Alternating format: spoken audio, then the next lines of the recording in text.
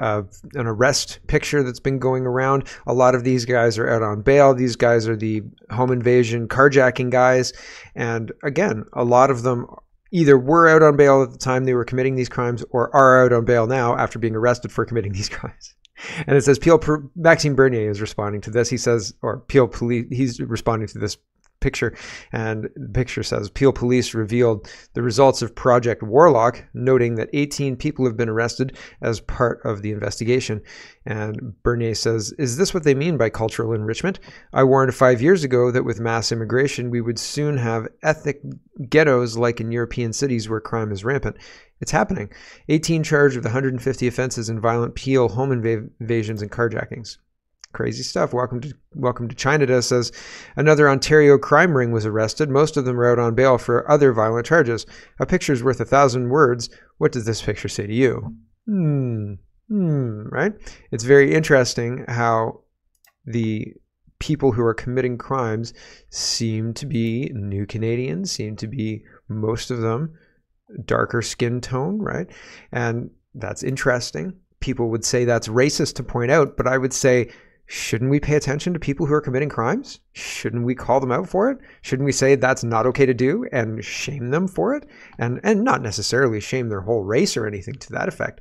No, but also, if this is happening and all of these people happen to be new Canadians and they happen to be committing all these crimes, then we shouldn't allow politicians or news media to lie to us by claiming it's racist, to point out who's doing this and to say maybe we should send them home. Maybe because home's not here, right? They're just here to commit crime, it looks like. So is that racist? I don't think so. I really don't. So, and people can call me racist for it. I don't care. I don't care because, oh no, right? They're going to try and make saying something like that illegal. They're going to try and say that's akin to a hate crime. I don't think it's hateful. I think, in fact, it's bad of the news media to imply that it's hateful when there's a story here, and the story is immigration has destroyed this country. Look at the crime. That's just one aspect, and they won't do it because they're fearful of being called racist. Rebel News says 2 people are dead and 2 more are seriously injured after what police describe as a gun battle outside of a Scarborough Plaza early on Wednesday morning. So I was joking around and I say, I remember those gun battles from when I was a kid in Guelph, all those gun battles that we had at early morning in the plaza. And, somebody was joking back but then we did play war, right? We had model homes at our house and we ran around with pretend guns and we're like, pew, pew, pew. Not really. The guns would bang when you pulled the trigger. So you knew when you were dead. And we had a little tree line behind the house as well. And that stood in for the jungle, etc. So we did have very violent wars during the 1980s and the early 90s, but it wasn't real. And now some kind of drug magic has been sprayed over and the gangs and the guns are all real. And that's terrible. And it's not my childhood. I feel like was some kind of weird golden age, right? And we're entering something that is drastically different than that era. So the gun battle that is happening in Canada now, drastically different than the pretend gun battles that happened when I was a kid. Pierre Polyev says, what's wrong with this man? He said he'd reverse his drug decriminalization in British Columbia after his policies caused a 400% increase in drug deaths in that province. But now we learn he's been secretly planning to do it again nationwide. His wacko agenda is not worth the deadly consequences. Sign here to fund treatment. And I want to reference again back to my Committee of 300 book. If you listen at hour 5.5 to hour 6, there are a whole bunch of nuggets in there that are mind-blowing is not quite the right word, but it really puts today in context. Drugs are supposed to be normalized. Drugs are supposed to be the escape from the awful, terrible life that we live. And opium dens were the escape for poor Chinese people way back when. And the opium dens made the British monarchy a crap ton of money. And that they're paid in Swiss created gold bars that have a specific marking on them. And that's like the top elite money market, right? Like there is no more difficult market to get in. And the East Indian Trading Company, East India is Pakistan, right? And East Indian trading is opium. Okay, so the East Indian Trading Company was the opium trading company. I think I'm hypothesizing here, but I think that I'm not far off. And they were powerful because China kept saying, hey, England, we know that you keep sending opium here. Please stop it. And England would say, okay, sure, no problem. We'll do that. And then the East Indian Trading Company, Pakistan Trading Company, would go and make their opium and send it into China. And then China kept saying, please stop, and they wouldn't stop. And then China said, listen, we understand you're not going to stop. Can we get a piece of this action then, please? And they said, yes, of course you can. And that's what's happening around the world. Everybody's getting a piece of the action. The opium business is done by men in suits with fancy cars and attachés, et cetera, et cetera, et cetera. The cocaine business, South American drugs, are done with gangsters and thugs and criminals. And they draw attention where the opium doesn't. Opium's now evolved into fentanyl, you understand? And it's easy to get in because businessmen in suits, right? Very, very rich men, right? And it's not thuggery, right? And they don't kill people. They'll just destroy your career and then kill you after that. But the thugs in South America will kill you, right? And so that's the difference. And this is all backed up. Further than that, the East Indian Trading Company became the governments. The governments use the taxpayer money, the taxpayer military to protect their interest. Their opium fields. You see what I'm saying? Go read this book, please. 5.5 hours to 6 hours.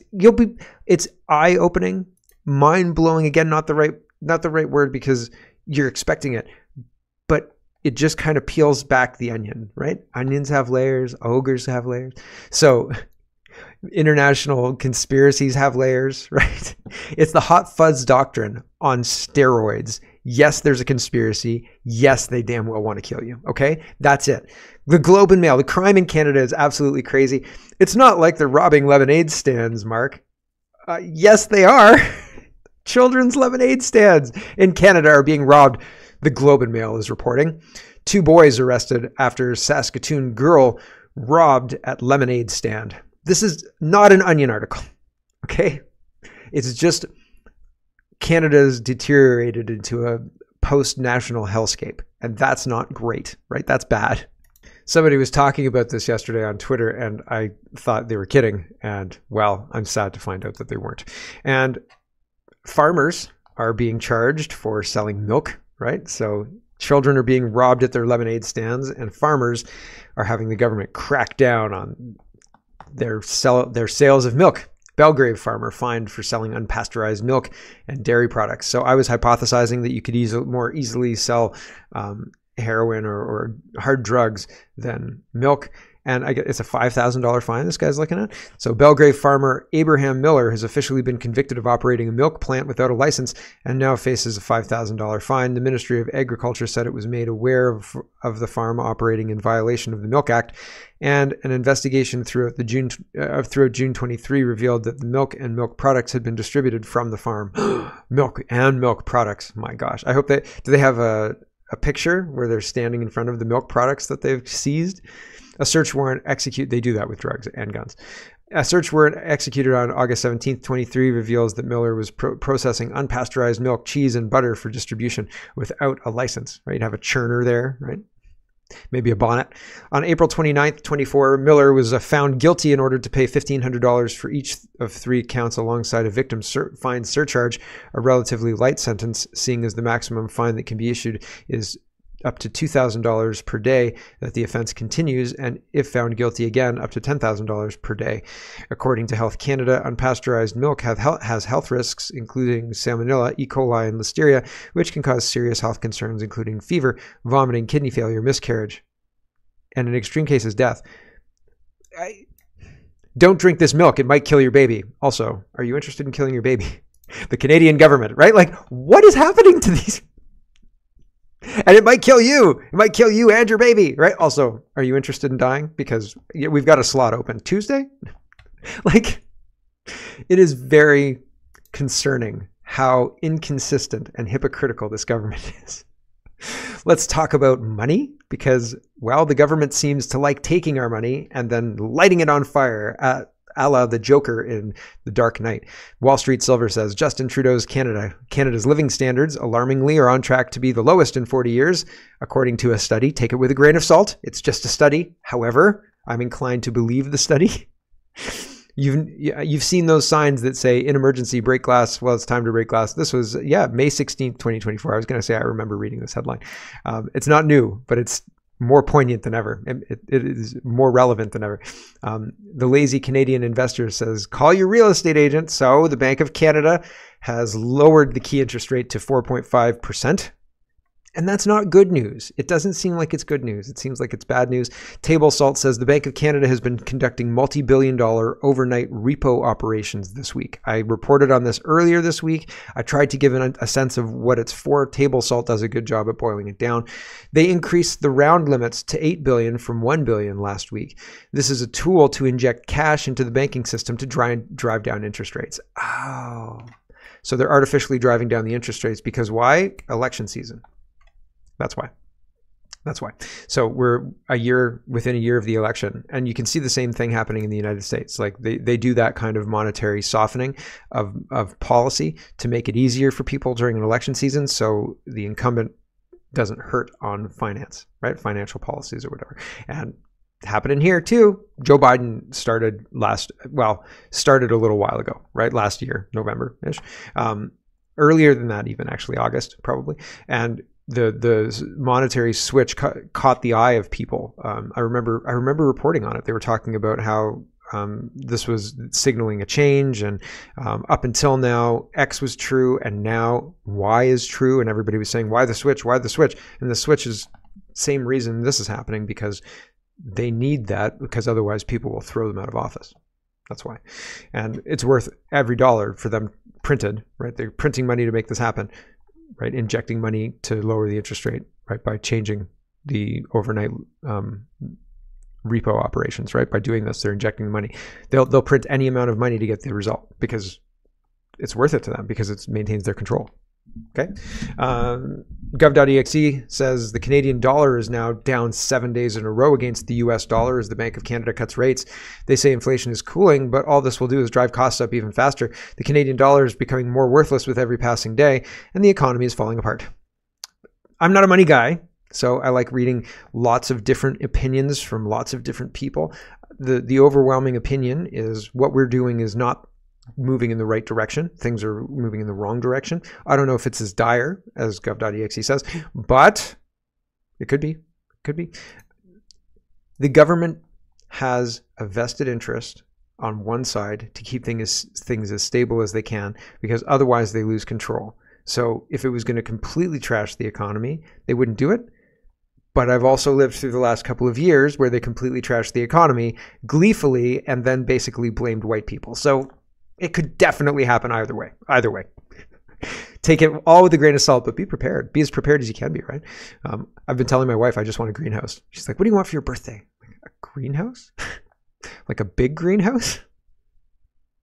David says, absolutely the wrong move to cut interest rates when inflation is hurting Canadians. Are home prices bad? They just got worse. It's supply and demand. Grade 8 social studies. You increase the demand while supply remains static. The invisible hand raises prices. Yes. And Liberal Party says, the Bank of Canada just cut interest rates again. We're growing a strong economy that delivers for Canadians, and there's still more work ahead. They're lying, and they know they're lying, and they're hoping that you believe their lies. And, well, I don't, for all of the reasons that I've laid out so far. Alex says the Bank of Canada has lost trust in the government's ability to reduce the share of non-permanent residents, NPRs, in Canada to 5%, and as a result has significantly revised up its population growth projections. The first decline in net NPRs is now expected to occur in 2027. So the population is up, and it's going to stay up for longer, according to the Bank of Canada. So that's interesting. And here's Matt P, and he's responding to Richard. Richard says, one reason Canadian productivity is on the decline is that we are importing older, age 55 plus, non-prime age people. They are unemployed at 3 times the rate of those in their cohort and will be a drag on our creaking healthcare system. So come to Canada, and if you can support yourself, then great, until you need to access our healthcare for end of life. And that's the most expensive time to access healthcare, right? A 40-year-old has a bunch of years to pay for that healthcare through taxes, et cetera, et cetera, et cetera. Somebody who's coming in as a refugee at 57, right? Or as just an immigrant, 57, they're probably not working many years. And if they are, it's still not enough to offset the costs that they're going to incur as becoming part of our healthcare system at the age they are. So that's not good. Here's a grab bag of governance. And Vice Guard says, breaking for the first time ever, Russian and Chinese strategic bombers have together entered the Alaska Air Defense Identification Zone of the United States. America and Canadian fighter jets intercepted them. So, I mean, did we have the fuel on the fighter jets? I'm shocked the Canadian fighter jets. 1 or 2? How many fighter jets? Where did you find the pilots? Were they ready to go? Or did somebody have to fuel it up and count the fuel? Because we're counting every penny, you know. Don't have a lot of extra money sitting here in Canada these days. Gold? No, we don't have any of that. And we sold all our mines to China. So True North is reporting. Now, I've long been saying that you can't have two late September, early October holidays, Thanksgiving, Truth and Reconciliation Day. Now, Truth and Reconciliation Day is based on a lie. The lie is that bodies were found by ground-penetrating radar. No bodies were ever found, and still to this day, no bodies were ever found. So they've lied about the residential schools to cast regular, everyday, old stock Canadians as the bad guy in this residential school thing, while holding up like Jean Chrétien, right? Like he was involved in the whole thing in the 60s. Anyway, regardless of all that, no questions for you, sir. But you can't have Truth and Reconciliation Day based on a lie and Thanksgiving celebrated at the same time by the same population, because the two are at odds with each other. They're diametrically opposite, like they're opposed, okay? So you can't have both of them. So which one are they going to take away? Which one do you think they're going to take away? True North is reporting the University of Alberta is considering removing a mural depicting Alberta's pioneer history in response to allegations it reflects a history of racism and settler colonialism. Little House on the Prairie was one of my favorite shows as a child, and Michael Landon, who was Pa, also was the angel in Highway to Heaven, right? So we watched like all those shows, and the whole pioneer life, that's kind of how things were in Alberta, right? And not exactly Little House on the Prairie, but a little bit, kind of. And so the whole idea of just removing our history because it's settler or colonial or whatever mean word they want to give it is ridiculous. Absolutely ridiculous. These people who are trying to cancel history should themselves be canceled. Resist CBDC says new cars sold in France will soon be required to have a camera installed to monitor if the driver is distracted or sleepy. Oh, it's for your safety, comrade. If you're distracted or sleepy, the car will pull over for you. Or if you're a criminal, the car will drive you to the police station, right? So I don't like any of this. I think it's terrible. I'm surprised that there's not an Apple of dumb phones, like where you get kind of a tablety phone, right? But the phone is maybe it doesn't have Wi-Fi, or like it's just Bluetooth enabled, and it just has the interface is pretty good. You can do a lot of work on a tablet like that, like a small little tablet that's not always connected to the internet. Maybe you can have a situation where, or have it connected but have it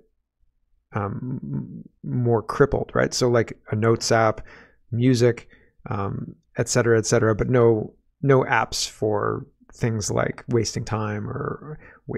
Everything's wasting time, I guess, right? But Candy Crush or anything like that. I'm surprised there's no dumb phones. I guess you could just go back to have like a Nokia, right? And that would work just the same. But what was I saying? Hold on a second. I lost my place. The cars. I was going to say there's going to be a resurgence of like old school muscle cars that don't have cameras and that have gas engines and, but they'll make it illegal, right? And then I thought, why don't we have these dumb phones? Anyway, regardless. Okay, Andy Lee is responding to this. Apparently, there's been an arrest, according to Michael Barrett. Trudeau's handpicked chair of his billion-dollar slush fund was found guilty of breaking Canada's ethics laws. Oh, man, the ethics laws. So, I mean, he's going to have the ceremonial slap on the wrist, right? Maybe a $200 fine. And Andy Lee is celebrating a little bit. She says, "Oh, really?" Because she was highlighting the personal friend Annette Verschuren. And apparently this was all not above board. The ethics, she's violated ethics laws, and she's still going to be enriched by all of this. So it's not going to hurt her or anything like that. But they did something wrong, and they've admitted they've done something wrong, and the woefully inadequate consequence will be applied. And well, that's it, everybody. Move on, right? Like, that's all you get. Brian Passafume is shocked, I tell you, not that shocked, about the NDP's lack of knowledge about how Venn diagrams work. Brian Passafume says, "Clearly nobody in the NDP has a clue what a Venn diagram is." NDP says, "Who else loves Venn diagrams?" while sharing something that is not a Venn diagram. Usually you have like different things in the big circles, and then like examples of crossover of those different things in the smaller circles, right? Like the Matrix, Terminator, like you could have, right? And then like you'd have the one, right? Like there's all sorts of crossover. And then like You Are Here in the middle would be something that had everything from all three different circles. They don't have any of that. It says cancel corporate handouts, and then it says cancel corporate handouts, cancel corporate handouts, cancel corporate handouts, cancel corporate handouts. It just says it's not a Venn diagram. I can't believe they didn't delete the tweet. They look like idiots. They look like idiots. And I'm not even saying that to be mean. I'm saying that because I don't think anybody told them they look like idiots. It's like saying you've got toilet paper on your shoe, right? Like, I'm not telling you you've got toilet paper on your shoe to laugh at you. I'm going to laugh at you in a minute, but I'm just telling you so nobody else can laugh at you. Ha ha. Right? And they deserve to be laughed at, right? Honestly. What? These people, they're holding the balance of power? Oh, Canada, come on. Justin Trudeau says, there's a forest fire. The NDP couldn't fight their way out of paper bag. Never mind fighting forest fires. Okay, Justin Trudeau says, just spoke with Mayor Ireland in Jasper on the wildfire evacuations in Alberta. These fires escalated rapidly, and I'm grateful for the brave first responders and the neighboring towns opening their homes to evacuees. Jasper, we're here for you. And Alberta Plumber says, are the water bombers here for them that you promised? So we're not spending money on mitigation tactics whatsoever at all.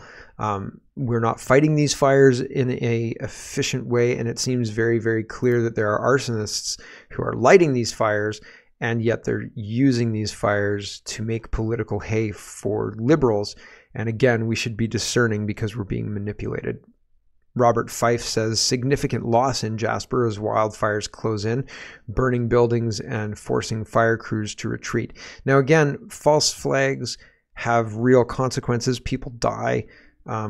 Things that are set up, like the Trump assassination attempt, have real consequences. I can't remember his last name. Corey C. died.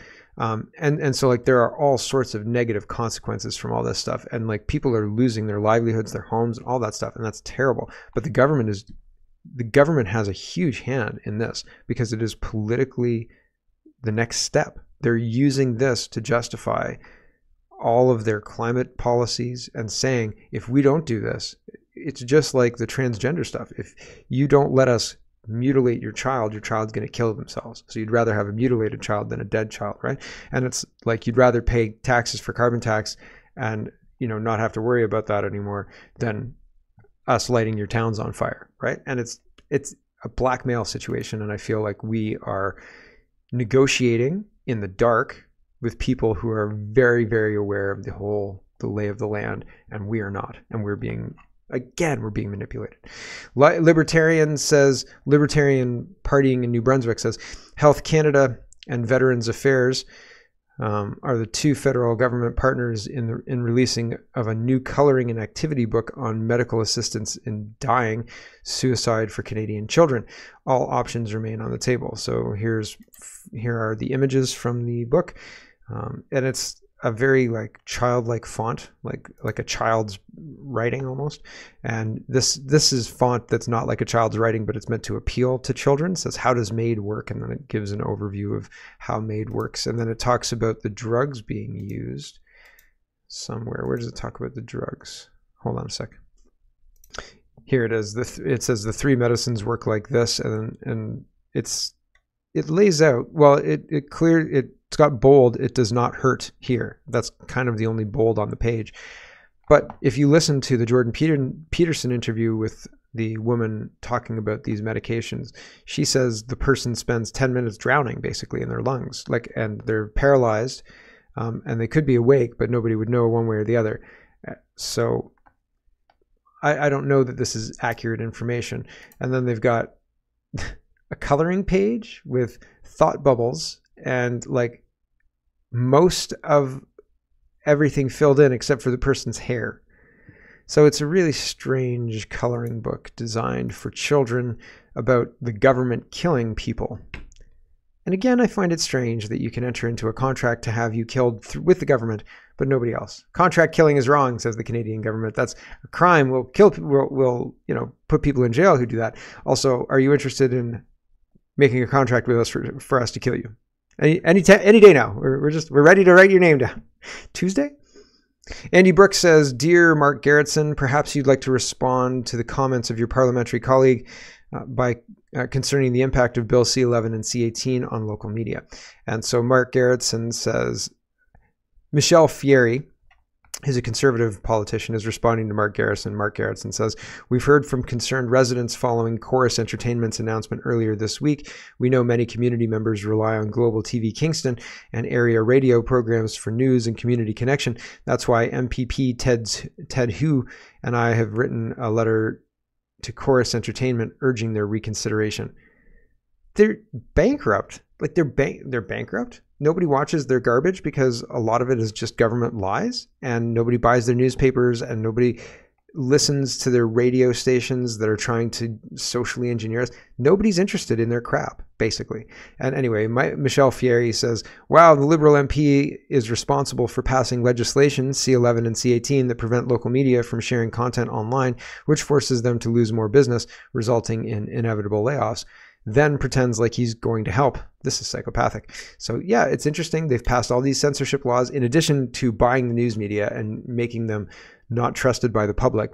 They've also set conditions where they can't even shop their product to the public where the public spends their time. So that's dastardly, right?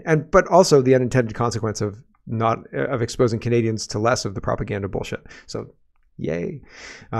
Here, let's talk about the invasion ongoing. And Melissa says, holy cow, Senator Marco Rubio has just called out the Trudeau government for harboring terrorists in Canada. Pretty wild stuff. Senator Rubio says Canada allows Gazan refugees with potential terrorist ties to their country, and it poses a national security threat to the US and northern border. In a letter with colleagues, urged Secretary Mayorkas to heighten precautions along the border. So yeah, the possibility of terrorists crossing the US-Canada border is deeply concerning, given the deep penetration of Gazan society by Hamas. It would be irresponsible for the U.S. not to take necessary heightened precautions when foreigners attempt to enter the United States. Yeah, and it's not going to be good for you and me, right? If you want to go down to the United States to go shopping or something to that effect, there'll be more scrutiny at the border, right?